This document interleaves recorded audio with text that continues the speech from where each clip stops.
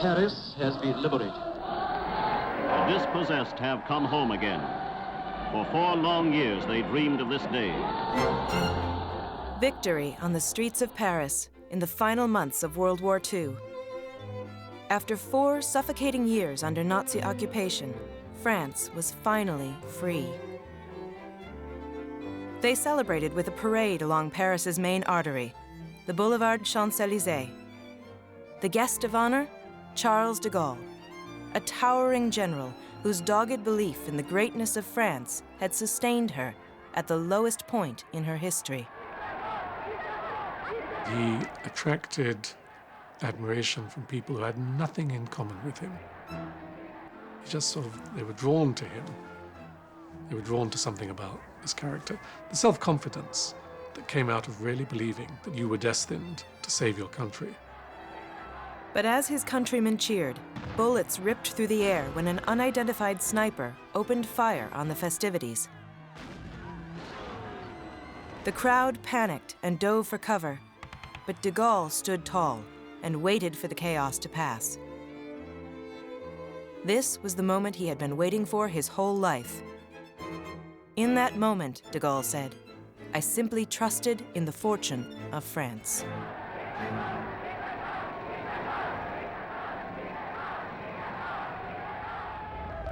Germany occupied Slovakia tonight and began to mass troops on the Polish border. Czechoslovakia conquered. German troops invaded Norway and Denmark at dawn today. The advancing German forces have crossed the Meuse River in 3 places, breaking through the Allied lines at Sedan and Maubeuge. May 1940.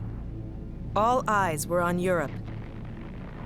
After setting off World War II, Hitler and his Nazi soldiers were on a menacing joyride across the continent. They smashed through Holland, Denmark, Luxembourg, Norway, and Belgium, and were steamrolling their way towards France in a deadly lightning attack. June 9, 1940. Information reaching Washington tonight says that the Germans have crossed the Seine River at Rouen. Advanced German forces are said to be within 35 miles of Paris.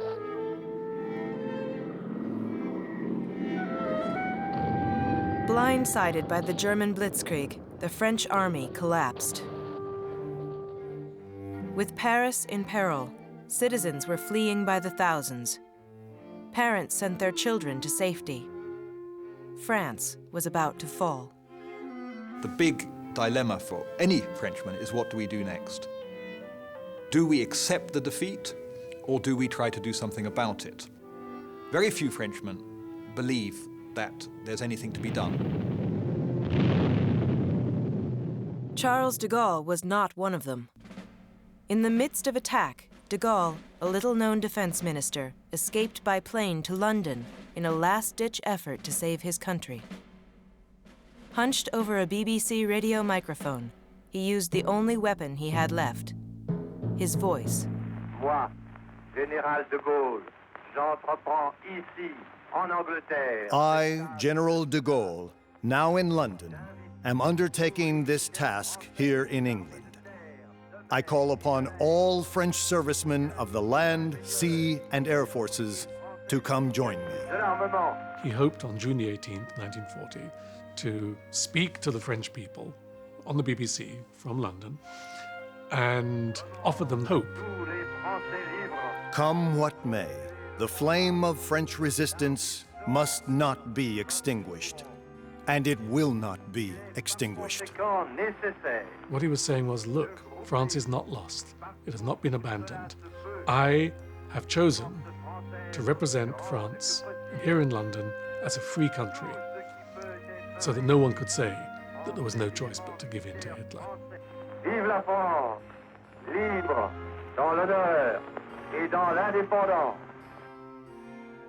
It's a broadcast which has become mythological, but the truth is almost nobody heard it in France because they had other things on their mind and they didn't know who this person de Gaulle was.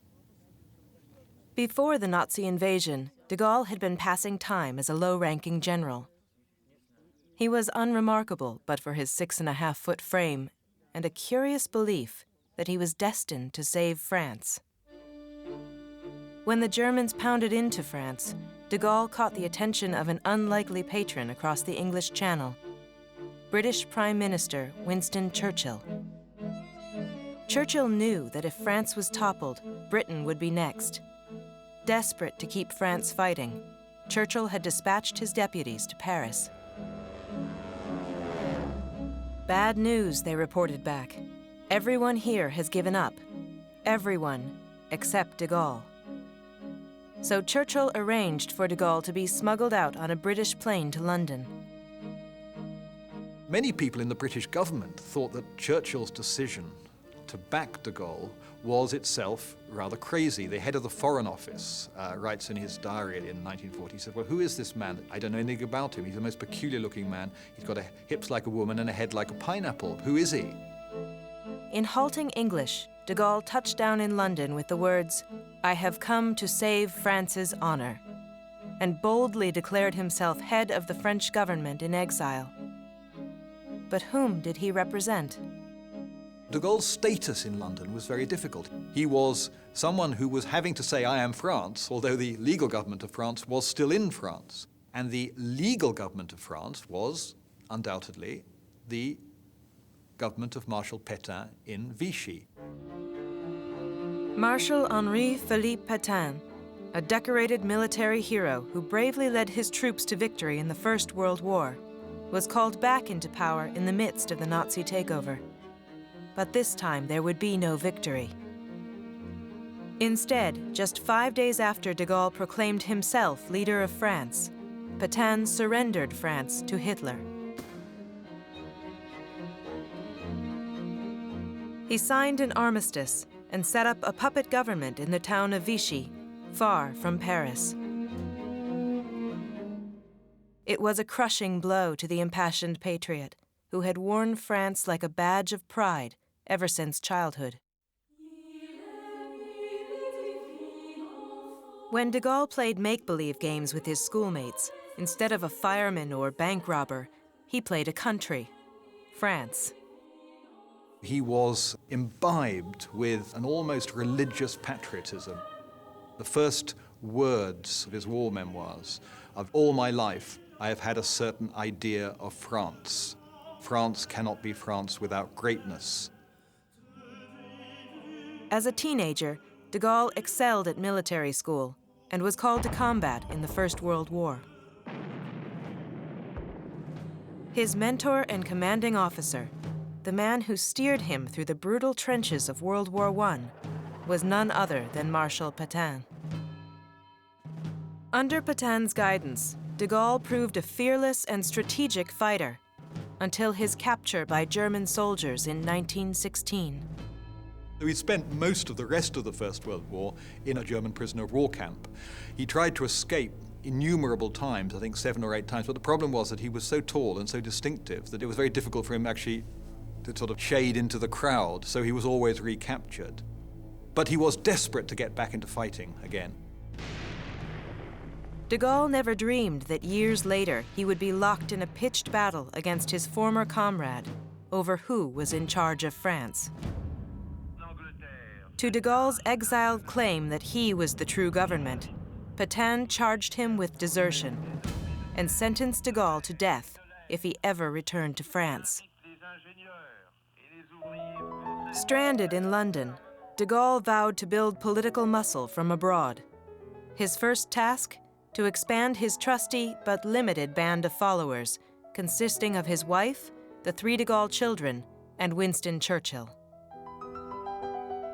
Churchill was one of the only people in the world to accept de Gaulle's claim to French leadership.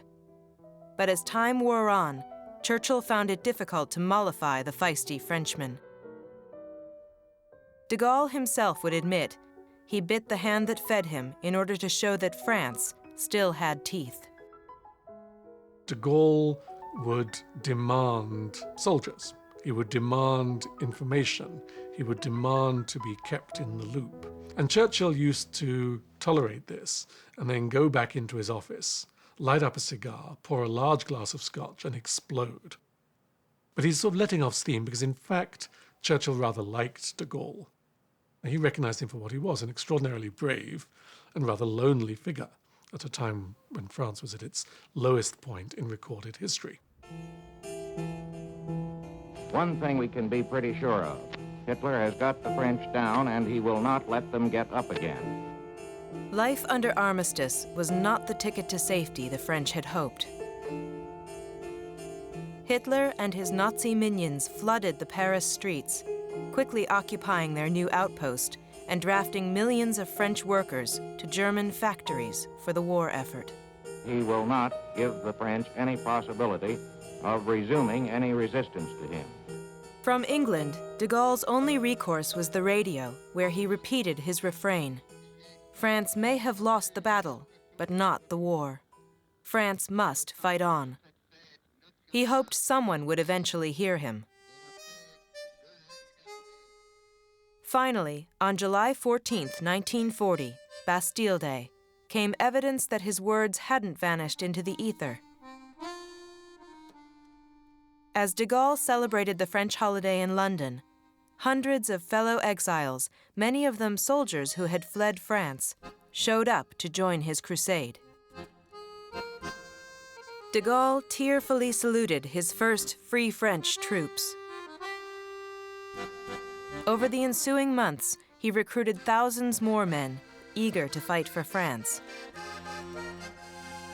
It was the first glimmer of hope that he might one day free his country. But the honeymoon would be brief.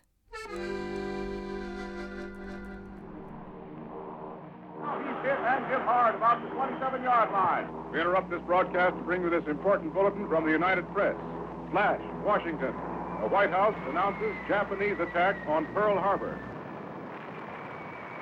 Where things really started to go wrong was when the Americans entered the war, because Roosevelt, for all kinds of reasons, was very suspicious of de Gaulle. In 1941, the United States under President Franklin Roosevelt entered World War II.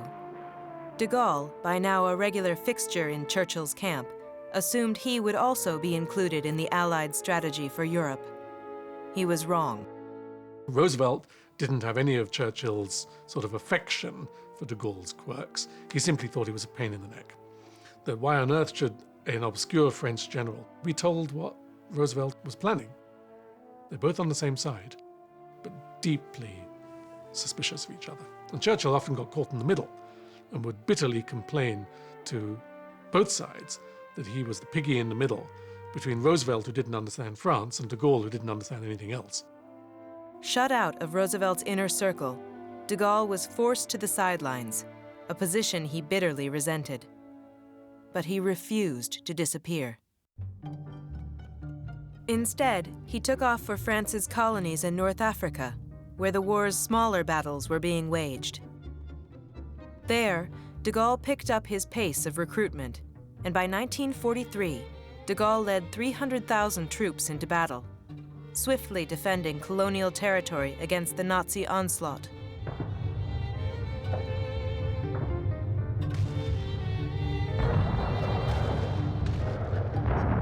With his display of military dexterity, word spread about de Gaulle, and the once obscure general gained even more traction and followers. Nowhere more so than back home in France, where executions, starvation, and poverty were daily life under Nazi occupation. By the middle of the war, millions of French citizens were gathering at their radios, eager for the latest dispatch, wishing de Gaulle and his troops would come rescue them. The difference between 1940 and 1943 was that if de Gaulle in 1940 had been nobody, by 1943, he was, to most French people, the symbol of hope for liberation through his broadcasts.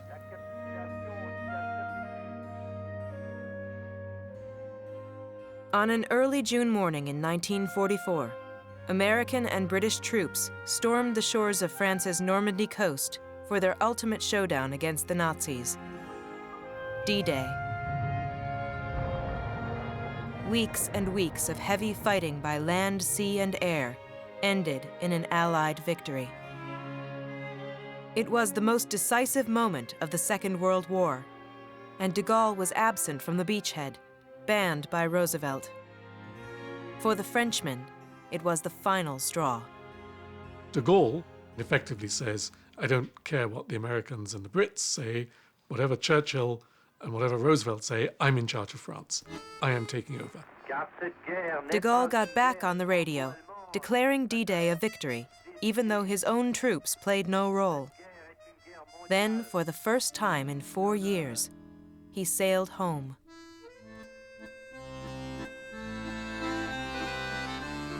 "10 days after D-Day, de Gaulle is allowed to set foot in France for the first time. And he's going to be able to see what people think of him.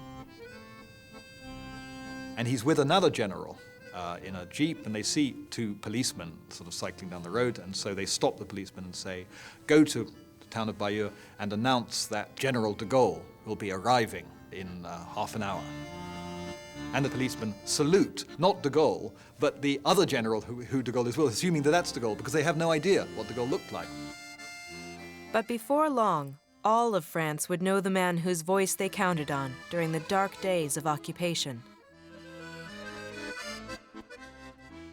As the Allies began their push through France, freeing Nazi-controlled territory, de Gaulle began his own campaign to steal the spotlight, rousing the public with patriotic speeches. By the time the Allies neared Paris, de Gaulle's reputation preceded them.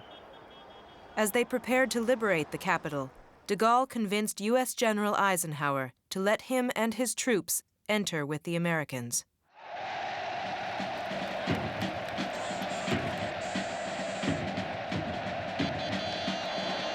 The spotlight fell brilliantly on General de Gaulle when he set foot in Paris. With his presence, Parisian joy was replete. Then de Gaulle makes this extraordinary speech from the town hall, the Hôtel de Ville in Paris. But it's also an extraordinary piece of hubris and reinvention of history. He says, Paris broken, Paris outraged, Paris martyrized, but Paris liberated, liberated by her own people and by the people of France. Well, he knew that was complete nonsense, but he was saying it because one of his key aims after the liberation was to restore for the French a sense of self-respect. And so de Gaulle immediately starts inventing a myth, really, a myth that the French have liberated themselves. And the myth would spread. What was clear to de Gaulle that day in Paris was that although America had military control over France, he and he alone had the hearts and minds of the French people.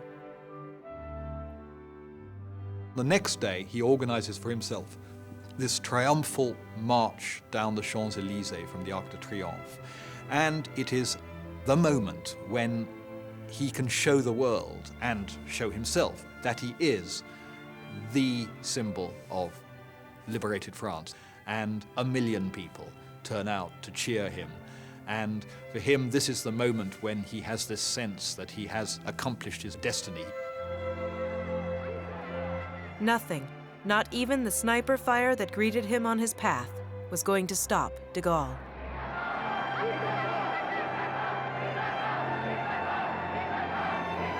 That same steely determination would help sweep de Gaulle into the presidency of France a year later, when the World War ended. De Gaulle had proven himself the ultimate patriot. But now he was on a new stage. Could he be a great politician? His big idea is that France cannot be France without greatness, but France can't be great unless the state is strong, and the state can't be strong unless there's a strong presidential figure. Only with a strong president could France avoid another humiliating defeat like 1940, de Gaulle argued. So his first priority became rewriting the French Constitution to boost his own powers.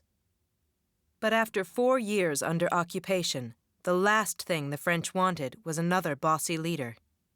They rejected de Gaulle's constitution. Having seen himself as France's savior, de Gaulle took the vote as a personal insult. And in 1946, just months after taking office, he quit. He retired to the eastern French countryside with his wife and children. He gradually decides to withdraw from politics and to write his memoirs. But the point of the memoirs is to create de Gaulle, the historical person, in the hope that if another disaster strikes, the people of France will know to whom they need to turn. He makes very few public statements. And I think one thing to note about de Gaulle is he's got an immense theatricality about him. An importance in theatre is timing. His strategy now was keep quiet, write your memoirs, cultivate your sense of yourself as a historic personality, and wait on events.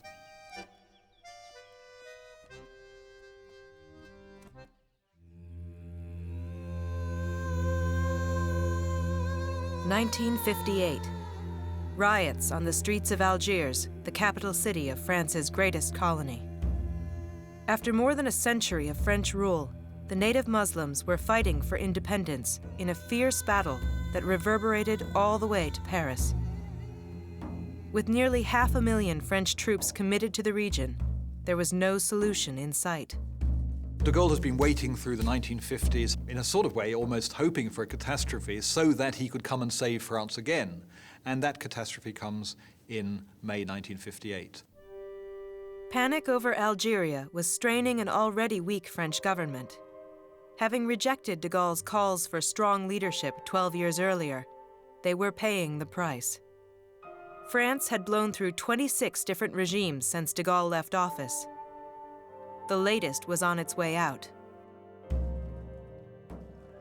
As tensions rose, one name was back on everyone's lips. Only a strong leader could solve France's colonial quagmire, they wagered. Only a leader like de Gaulle. The one Frenchman who seemed able to lead his country back to sanity. The one man who might solve the riddle of Algeria. Charles de Gaulle came out of retirement for the great effort to restore the grandeur of France. De Gaulle, who has been living in exile, so to speak, in his little village in eastern France, drives to Paris, walks up the steps of the Parliament building, and basically presents himself as an alternative prime minister. And it's a kind of peaceful coup d'etat. De Gaulle, now 68 years old, agreed to come back into power under one condition: that he could rewrite the French Constitution his way. This time the French agreed, and de Gaulle reassumed the presidency.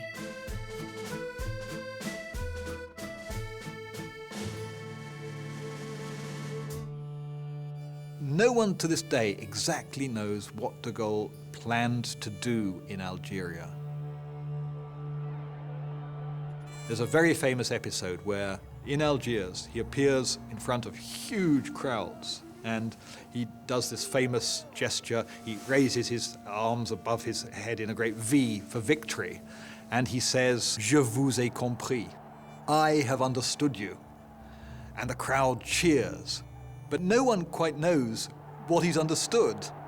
In other words, he plays an extraordinarily ambiguous game.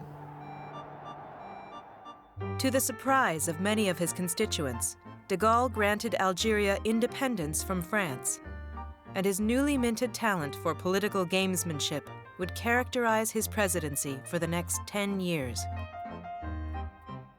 De Gaulle held the political reins tightly this time and led France to a powerful resurgence on the world stage. He helped revitalize the French economy. He built up France's nuclear arsenal and stood up to superpowers the Soviet Union and the United States. And de Gaulle became the most caricatured, cartooned, pop culture French icon of the 20th century. He no longer had to declare it himself. De Gaulle had become France.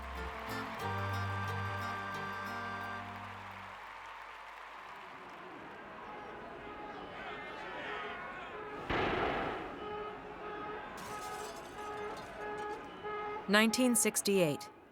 Paris was careening towards the end of the decade, like many cities in the Western world, with protests against authority. Amidst a climate of change, France was growing up, and outgrowing de Gaulle. This was a younger generation, and de Gaulle looked like an old man talking a language that no longer applied. And he realized that very fast. De Gaulle, nearing his 78th birthday, had been in power 10 years. The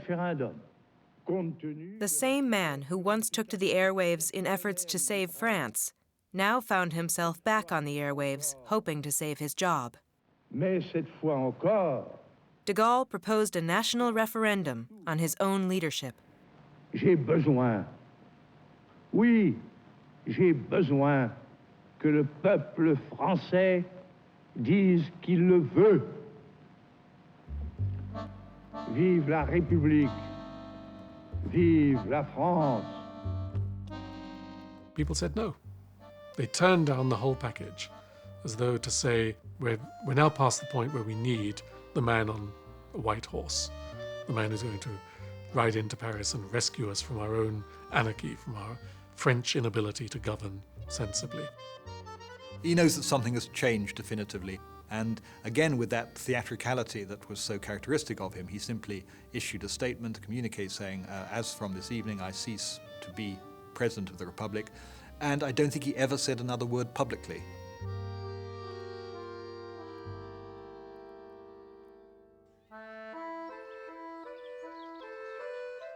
There's a famous exchange he has with one of his aides where he says, the French don't want de Gaulle today, talking about himself in the third person. But you wait, in 30 years, the myth, you'll see the myth. He said, of course, after I am dead, they will put up a huge monument to me near my country house at Challberg, a big cross of Lorraine, which had been his symbol in the Second World War. But he said no one would notice except the rabbits, and it will incite the rabbits to resistance, but the French people will have forgotten me.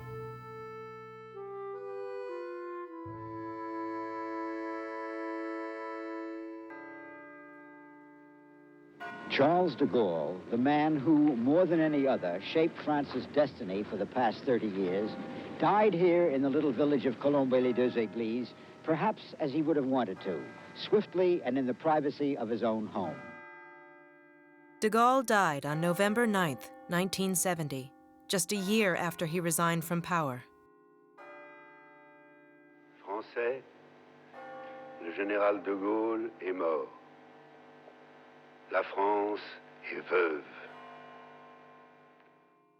Leaders from the world's most powerful nations came to mourn his death and commemorate his heroic place in history.